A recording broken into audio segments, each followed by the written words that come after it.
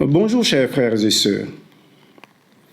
Après avoir augmenté le prix du carburant, comme je vous l'ai montré hier dans ma vidéo d'hier, et vous avoir expliqué que le président Laurent Gbagbo, sous lui, cette augmentation ne pouvait pas avoir lieu puisqu'il prenait le brut du Nigeria pour le raffiner à la cire, mais sous Ouattara, qui prend ses ordres de l'Élysée, eh bien, il est obligé d'augmenter le carburant. Et maintenant, il ne s'agit plus seulement du carburant. Il s'agit maintenant de nos poissons. C'est-à-dire Ouattara a bradé la pêche ivoirienne, le poisson ivoirien, pour presque 2 milliards de francs CFA. À qui? On vous dit que c'est l'Union européenne qui finance, mais en réalité, où va ce poisson? Eh bien, ce poisson va aller nourrir, ces poissons vont aller nourrir les militaires, les soldats qui se battent contre la Russie. Donc ici, il faut comprendre que nous sommes dans un contexte de guerre. Et Ouattara, de la même manière que durant la colonisation, notre palmier à huile et tout ça là allait en France pour être transformé en savon pour les soldats, aujourd'hui, tout ce que Ouattara fait, c'est pour un effort de guerre contre la Russie. Donc Ouattara participe à l'effort de guerre dans cette guerre Ukraine-Russie. Pour le moment, nous allons parler de ces poissons que Ouattara brade à Macron. C'est-à-dire, il donne le poisson à Macron et Macron envoie ces poissons-là aux militaires qui combattent la Russie. Parce que sans nourriture, on ne peut pas combattre. Si on a faim, on ne peut pas combattre. Alors, écoutez ce que dit cette députée européenne. On nous demande ceci, valider un budget au Parlement européen, on nous demande ceci, valider un budget de 3 millions d'euros. Pourquoi faire? Pour permettre à des navires européens de piller les ressources marines de la Côte d'Ivoire. Et ceci au prétexte avancé d'une pêche soi-disant durable. C'est faux, totalement faux. La vérité, la voilà. Cet argent européen ne profitera pas aux populations locales, bien au contraire. Ce pillage de leurs lieux de pêche va aggraver la pauvreté sur place et pousser encore et toujours plus de personnes désœuvrées à immigrer en Europe. Désolé, mais je refuse catégoriquement que l'argent des Européens finance cette injustice. Je voterai donc contre ce projet totalement irresponsable. Protégeons les Ivoiriens chez eux et protégeons nos frontières chez nous. Alors, ici vous avez compris ce qu'elle a dit. Elle n'est pas d'accord parce que c'est une manière de rendre misérables les Ivoiriens. Mais Ouattara, vous allez voir par la suite, est en train de programmer une famine en Côte d'Ivoire. Il est en train de programmer une famine. Parce que le président le président Houphouët-Boigny disait « L'homme qui a faim n'est pas un homme libre ». Et il programme la famine pour nous prosterner devant lui et son frère Téné Birahima Ouattara. Mais avant d'y arriver, je vous dis le danger qui nous menace. Lorsque je vous parle de Ouattara qui entraîne les Ivoiriens dans la Troisième Guerre mondiale, je le dis aussi aux militaires ivoiriens, aux soldats ivoiriens, les gens n'en prennent pas conscience. Mais je vais vous donner un fait aujourd'hui qui montre que la guerre est en train de s'élargir et tous ceux qui sont les points forts des ennemis de la Russie, eux aussi sont touchés. Soit ça peut être par la Russie, ça peut être par l'Iran, ça peut être par eux-mêmes pour les entraîner à la guerre. Mais je vais vous montrer ici qu'il y a un pays africain qui vient d'entrer dans cette guerre. Comment? Parce que ce pays, l'Égypte, est un pays ami aux États-Unis d'Amérique. Et l'Égypte a le canal de Suez où passe aussi le pétrole et tous ces éléments. Donc, on a Hormuz, on a la mer Noire, on a maintenant le canal de Suez qui est en train d'être bouché parce que l'Égypte vient d'être attaquée par un drone. Cela signifie quoi?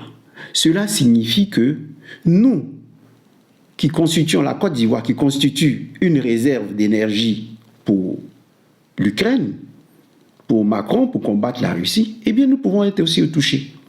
Puisqu'ils sont en train de taper toutes les zones stratégiques qui permettent aux ennemis de combattre. Et donc nous aussi, nous sommes exposés à cause d'Alassane Ouattara. Écoutez cette partie de cette vidéo. La partie de cette vidéo, je pense que c'est Monde Culture, je crois. Vous pouvez vous abonner puisqu'il vous demande de s'abonner à sa chaîne aussi. Regardez. Ce ne sont plus seulement des bases militaires isolées dans le désert, ce sont des lieux de vie, des symboles urbains, des hubs économiques mondiaux qui se retrouvent en première ligne. C'est ce glissement progressif des cibles strictement militaires vers des infrastructures civiles et économiques stratégiques qui va nous permettre de comprendre pourquoi, 5 mois plus tard, l'Égypte et l'Arabie Saoudite finissent, elles aussi, par basculer dans le conflit. Jusqu'à cette semaine, il y avait un nom qui revenait souvent dans les analyses des experts du Moyen-Orient comme celui d'un pays épargné. Ce pays, c'est l'Égypte. Proche allié des États-Unis, acteur central de la médiation régionale, notamment sur le dossier de Gaza, l'Égypte faisait figure d'exception dans cette guerre qui, depuis 5 mois, ravage littéralement toute la carte du Moyen-Orient. C'était l'un des rares grands pays de la région à ne jamais avoir été touché par une action militaire directe. Cette exception vient de tomber. Pour la toute première fois depuis le début du conflit, un drone non revendiqué a frappé le territoire égyptien, précisément dans le port de Damiette, à proximité immédiate du canal de Suez. Et là, il faut bien mesurer l'importance symbolique et stratégique de cet endroit. Le canal de Suez, ce n'est pas un point du territoire égyptien comme un autre. C'est l'une des routes maritimes les plus vitales de la planète. Un passage obligé pour une part énorme du commerce mondial entre l'Asie, l'Europe et le reste du monde. Toucher une zone aussi proche de cette infrastructure, même sans qu'elle soit visée frontalement, envoie un signal extrêmement fort à la communauté internationale. Plus aucune zone, même les plus sensibles pour l'économie mondiale, n'est complètement à l'abri de cette guerre. Alors ici, je vais vous parler maintenant de la famine qui est programmée en Côte d'Ivoire. Christine Lagarde, lors de son passage à Abidjan, je crois en 2012 ou 2013, elle en parlait déjà. Elle disait que les Africains doivent s'attendre à lutter contre la famine. Et je l'ai dit dans mon livre, Laurent Gbagbo au chevet de Félix Houphouët-Boigny. J'en parlais. Et maintenant, vous allez l'entendre parler à demi-mot de ça et mettre un peu de l'humour pour passer sur la question. Mais écoutez ici ce qu'elle dit à propos de l'hémisphère sud. Lorsqu'elle parle de l'hémisphère sud, elle parle de nous. Et elle va parler d'engrais. Elle va nous dire qu'avec la guerre qui est prolongée à Hormuz, eh bien, avec la guerre prolongée, l'engrais ne passera plus. Et nous serons privés d'engrais. Et donc, on va passer au rationnement des aliments, donc à l'inflation alimentaire. Vous voyez, et c'est prévu déjà pour la Côte d'Ivoire parce que Ouattara est de plein pied dans cette histoire. Vous voyez, écoutez Christine Lagarde. Un tiers des engrais est expédié à travers le détroit d'Ormuz. Maintenant, c'est aussi à risque. Et c'est particulièrement important dans l'hémisphère sud, où la plantation et donc les engrais sont absolument nécessaires. Maintenant, je ne dis pas ça juste par intérêt pour l'agriculture. N'oublie pas, j'ai été ministre de l'Agriculture en France pendant 1 mois et demi. Mais parce que ça compte pour moi en tant que banquier central maintenant. Parce que si le prix des aliments augmente de manière significative, ce ne sera pas seulement le prix de la nourriture, ça va être les anticipations d'inflation. Parce que nous savons que les gens sont particulièrement attentifs à 2 choses. Le prix des aliments transformés et non transformés et le prix de l'essence à la station-service. Voici donc 3 conséquences indirectes de ce qui se passe dans le monde de l'énergie. Donc si la perturbation persiste assez longtemps, l'ajustement se déplace des prix que nous supportons maintenant à un rationnement éventuel avec des conséquences économiques très différentes. Les prix plus élevés sont principalement les pénuries inflationnistes frappent directement la production et sont pires pour la croissance. Globalement, there have been so il y far a eu jusqu'à présent des signes limités de perturbation de la chaîne d'approvisionnement, both globally tant au niveau and in the euro mondial que area. dans la zone euro. But local tensions Mais les tensions locales sont visibles. jet fuel prices Les prix du carburateur ont à peu près doublé since the outbreak depuis le déclenchement du conflit. and rationing Et le rationnement a été imposé dans certains aéroports en Europe in Europe since early April. depuis début And I'm not avril. talking about Et je ne what's parle pas de ce qui se passe dans le reste du monde. I'm just back from the Je reviens tout juste des réunions du printemps du FMI de la Banque mondiale, comme beaucoup d'entre vous, et vous avez peut-être croisé des collègues d'Asie, en particulier certains des pays à faible revenu ou des économies de marché émergentes, qui prennent un coup beaucoup plus sévère que nous et passent au rationnement. Elle parle de rationnement alimentaire, mais c'est déjà prévu. Et elle nous dit que les pays de l'Asie, les pays émergents de l'Asie, sont en train déjà de rationner les aliments. Rationner les aliments, c'est quoi? C'est-à-dire que, bon, on a besoin de riz dans le monde. Donc, comme on a besoin de riz dans le monde, eh bien, on va dire, cette population-là, on leur envoie telle tonne de riz. Bon, le riz est produit ici, et ça passe par le rationnement est imposé, comme le dit, dans les aéroports déjà. Donc, le riz déjà sera rationné. C'est-à-dire, ceux qui sont nos amis, on leur envoie du riz. Ceux qui ne sont pas nos amis, on leur envoie pas du riz. Vous voyez, le Niger déjà a pensé à sa production, Tchani en parlait dans son interview. Maintenant, qu'est-ce qui va se passer au niveau de l'engrais? Puisqu'il y a la guerre en Iran, Hormuz, il y a la guerre dans la mer Noire, donc il n'y a plus d'engrais qui passent. Et donc, ils vont rationner l'engrais en Côte d'Ivoire. Ils vont dire, bon, on peut vous envoyer 2 tonnes d'engrais, on ne peut pas vous envoyer plus. Et quand ils vont envoyer l'engrais, ils vont le donner à leurs amis. Vous savez comment se passe le rattrapage ethnique. Maintenant, vous, les autres, vous n'allez pas avoir d'engrais. C'est-à-dire, l'engrais va servir à produire les vivriers de Dominique Ouattara, à produire les champs de cacao de ses enfants, de tous ceux qui sont au niveau du rattrapage ethnique, pendant que le reste de la population sera privée d'engrais. Ça, je vous le dis pour que vous soyez... Quand je vous dis de vous abonner pour avoir des informations, vous pensez que vous le faites pour mon bien. Vous ne savez pas ce qui arrive. C'est ce que je suis en train de vous dire. Le discours de Lagarde prévoit la famine en Afrique. Quand elle vous parle de l'hémisphère sud, elle prévoit la famine en Afrique. Elle vous dit, il y a 2 éléments qu'on regarde. On regarde l'énergie, le prix du carburant, la station-service, et puis le prix de l'aliment. C'est par rapport à tout ça là. Si les aliments augmentent et tout, c'est ce qui entraîne l'inflation. Parce que les salaires ne suivent pas. Et comme les salaires ne suivent pas, et qu'on n'augmente pas les salaires, il y a une flambée de prix, et puis la pauvreté, la pauvreté s'aggrave. Est-ce que vous, en Côte d'Ivoire actuellement, combien coûte le piment? Combien coûte la tomate? Vous voyez? C'est ce qui se passe actuellement. Donc, elle est en train de vous annoncer la famine en Côte d'Ivoire. Et Ouattara est pour cela. Parce que tous les vivriers qui vont produire l'engrais qui sera rationné, je vous dis, l'engrais sera rationné en Côte d'Ivoire. Comprenez bien ça. Vous n'aurez plus accès à l'engrais n'importe comment. Et l'engrais va être donné aux gens de Ouattara. Dominique Ouattara déjà est propriétaire de vivriers, est propriétaire de café cacao. Donc, si les militaires ont besoin de cacao et de café durant l'hiver, ils vont leur envoyer le cacao, le café durant l'hiver pour se réchauffer.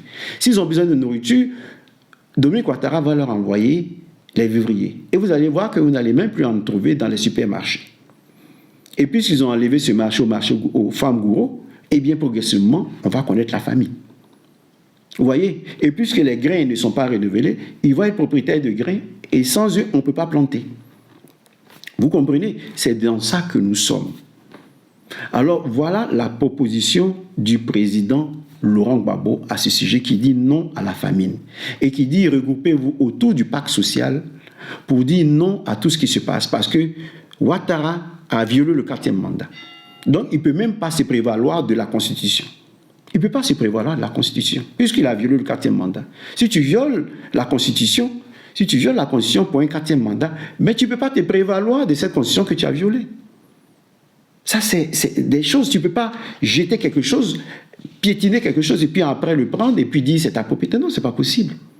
Vous voyez? Donc, voici ce que le président Laurent Gbagbo nous dit concernant le pacte social, concernant son projet. Donc, les Ivoiriens, actuellement, avant que cette guerre-là n'arrive en Côte d'Ivoire, qu'on peut étouffer, cette guerre, on peut l'étouffer, il faut que nous soyons unis derrière le pacte social et les ambassadeurs des 7 piliers du pacte social. Écoutez le président Laurent Gbagbo parler de la manière l'Afrique doit s'organiser pour bloquer cette famine qui arrive. Vous voyez? Parce qu'ils vont aussi rationner les pays de l'AES. Si les pays de l'AES prennent l'engrais d'ailleurs, ils vont rationner et parce qu'ils vont le faire à travers les aéroports. Quand vous allez commander quelque chose, eh bien, ils vont bloquer ça. Donc, il faut que nous apprenions à faire produire nous-mêmes notre engrais. Écoutez le président Laurent Gbagbo. Voilà quelques exemples que je vous donne. Alors, on nous a imposé au moment de la colonisation des cultures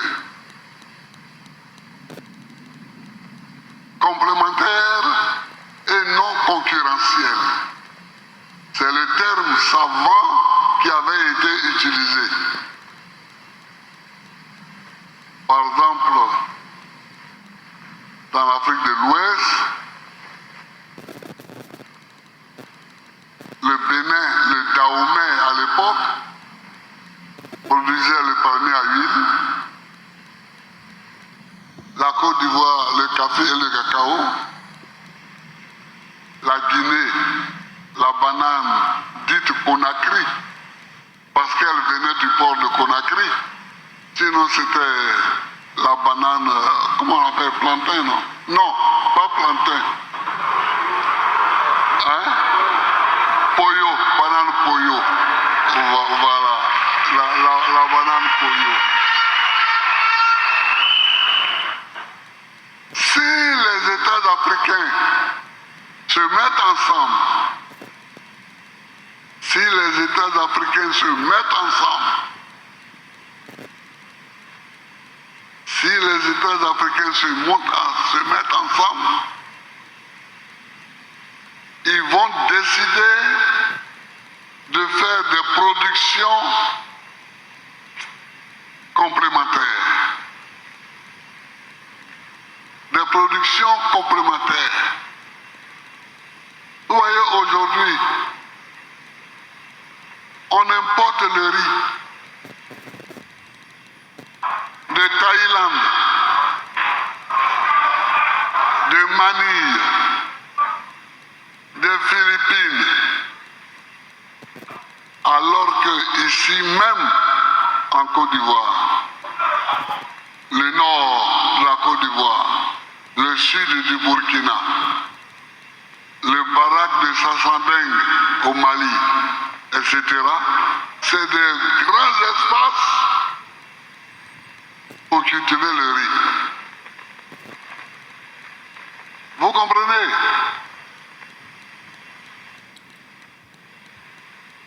Le panafricanisme. Le panafricanisme. Moi,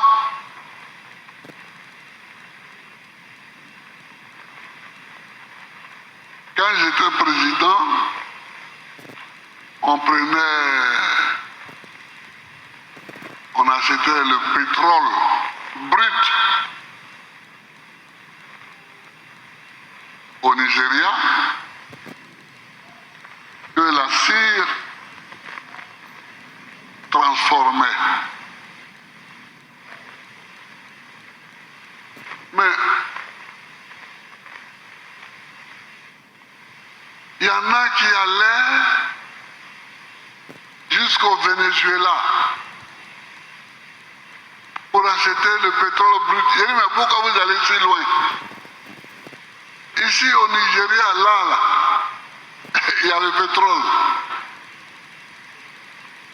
En Angola, là, il y a le pétrole. Maintenant au Ghana, il y a du pétrole aussi. Pourquoi au Cameroun, il y a du pétrole? Pourquoi au Congo, il y a du pétrole? Pourquoi aller jusqu'au Venezuela? Mais ce n'est pas eux. C'est parce que les chefs d'État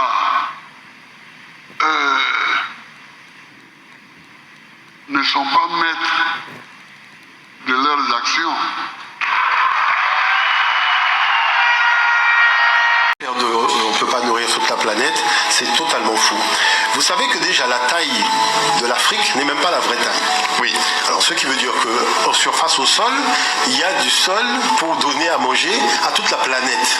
Parce que si vous pouvez faire rentrer tous les pays dans la configuration du continent africain, c'est-à-dire que vous avez de quoi donner à manger à tout le monde. Est-ce que vous voyez l'affaire? Donc déjà, ça montre que déjà c'est fou. Puisque on vous dit on met les États-Unis, on met l'Europe, on met la Chine, et il y a encore de la place pour mettre encore l'Australie et compagnie. Donc ce qui veut dire que l'Afrique à elle seule a de quoi nourrir toute la planète. Sauf que lorsqu'il y a eu les conférences de Bretton Woods et compagnie, on a interdit à l'Afrique de subvenir à ses besoins sur le plan agricole. Et toute la production africaine est une production de haut de gamme qui est envoyée en Occident, ça il faut le savoir. À Douala, au Cameroun, je n'ai pas vu un seul champ cultivé. Et pourtant, vous traversez pendant des heures et des heures donc un territoire qui pourrait servir à l'agriculture. Il faut savoir que tous ces territoires-là, avant l'arrivée des Portugais au XVe siècle, servaient à l'agriculture. Ce sont des anciennes terres agricoles qui étaient là. Et qu'aujourd'hui, à cause des intérêts économico-financiers mondiaux, on a décidé quoi? On a décidé que l'Asie allait produire du riz, les États-Unis qui vont produire du blé, vous voyez, donc on va produire, et l'excès va être racheté par des organismes comme la FAO pour pouvoir être mis à disposition des pays. Est-ce que vous voyez l'affaire? Et le pays doit encore donner des subsides pour bénéficier de cet excès. La chose, c'est pourquoi on force un pays à récupérer l'excédent de l'autre, alors que ce pays a de quoi faire. Et l'agriculture, c'est quand même le fait de pouvoir avoir des paysans et d'occuper les gens à la production locale et endogène. Donc, vous comprenez qu'il y a des politiques, comme le dit le président Laurent Gbagbo, et comme l'a dit le défunt professeur Moutonde, paix à son âme, il a dit qu'il y a des politiques. Ça, ils ont tenu des réunions à Bretton Woods et tout ça. Ils ont dit, bon, les Africains ne doivent pas produire du riz. Mais ça, les gens comme Ouattara suivent ça à la lettre. Les Africains ne doivent pas produire du vivrier. Les gens comme Ouattara suivent ça à la lettre. Mais les présidents souverainistes qui ont pris leur indépendance vraiment, comme au Niger, produisent du riz, produisent des vivriers au Burkina Faso, au Mali et autres. Vous voyez, ils n'écoutent pas. Comment vous pouvez priver les gens de nourriture alors que leurs terres sont là? Et vous prenez ce que leurs terres produisent et vous envoyez en Europe. Et vous dites qu'eux n'ont pas le droit de produire de la nourriture pour eux-mêmes. Vous voyez? Donc, la famine est programmée. Si vous avez un petit lopin de terre, commencez à produire. Commencez à produire. Ne transformez pas toutes vos forêts en béton armé, en maison. Faites-vous une petite maison et puis produisez de la nourriture. Vous en aurez besoin. Parce que cette guerre-là, aujourd'hui, excusez-moi, s'étend à l'Égypte et ça va s'étendre à d'autres pays du Maghreb. Et ainsi de suite. Parce que toutes les zones de production, puisque nous produisons de l'énergie pour l'Europe, si eux ils frappent les sources de l'Europe, la Russie aussi peut frapper leurs sources. On ne sait pas. Le drone qui a frappé l'Égypte n'est pas identifié. Hein. Personne n'a revendiqué. Hein. On ne sait pas si ça vient des alliés eux-mêmes parce qu'ils veulent que l'Égypte entre en guerre. On ne sait pas si ça vient de la Russie. On ne sait pas. On ne sait pas si ça vient de l'Iran ou des alliés de l'Iran. On ne sait rien. Mais toujours est-il que, étant au cœur du dispositif des États-Unis, étant allié des États-Unis, l'Égypte a été touchée. Et c'est comme ça, nous, puisque nous sommes au cœur du dispositif de Macron contre la Russie, eh bien, on peut être touché par un drone. Donc, un matin, vous pouvez vous lever, et puis on vous dit, il y a eu quelque chose qui a explosé dans Abidjan. On a détruit telle chose ou telle chose. Nous sommes en guerre. C'est la guerre puisque Ouattara veut la guerre. Mais pour 1, 2, 3, lui, il va se réfugier en France. C'est ce que vous devez comprendre. Et je vous dis, vous les imams, ce que vous êtes en train de faire, vous allez regretter ce que vous êtes en train de faire. Vous allez le regretter amèrement. Parce que vous ne pouvez pas pousser la Côte d'Ivoire en guerre en aidant Ouattara à continuer ce qu'il est en train de faire. Voilà ce que j'avais à vous dire. Donc, à ce soir, nous allons ce soir voir ce Jésus qui est parmi nous. Qui est-il véritablement? Est-ce que c'est Jésus vraiment en personne? C'est ce que nous allons voir ce soir. Ou bien c'est le Paraclet qui vient. Quand on parle du Paraclet, beaucoup nous disent non, le Paraclet, c'est l'Esprit Saint. Mais vous allez aujourd'hui, à travers les textes, identifier la personne qui viendra pour conclure le monde. Parce que Martine disait, on nous dit nous sommes dans le règne de Dieu, nous ne sommes plus dans la grâce. Effectivement, si Jésus est vraiment là, nous sommes dans le règne de Dieu. Mais puisque Jésus a dit qu'il viendra comme un voleur dans la nuit, donc il est difficile d'y dire que Jésus est là. Parce que son esprit va reposer sur quelqu'un. On ne sait pas quand. Donc la personne peut être là, mais on ne sait pas quand ça va commencer. Donc on ne peut pas identifier la personne. On ne peut pas dire Jésus est là. Parce que Jésus va se choisir quelqu'un sur lequel son esprit va se reposer. Ce ne sera pas Jésus lui-même qui est aujourd'hui fait un avec Dieu. Je vais vous expliquer ça ce soir. Merci et à ce soir. Méditation à 22h30.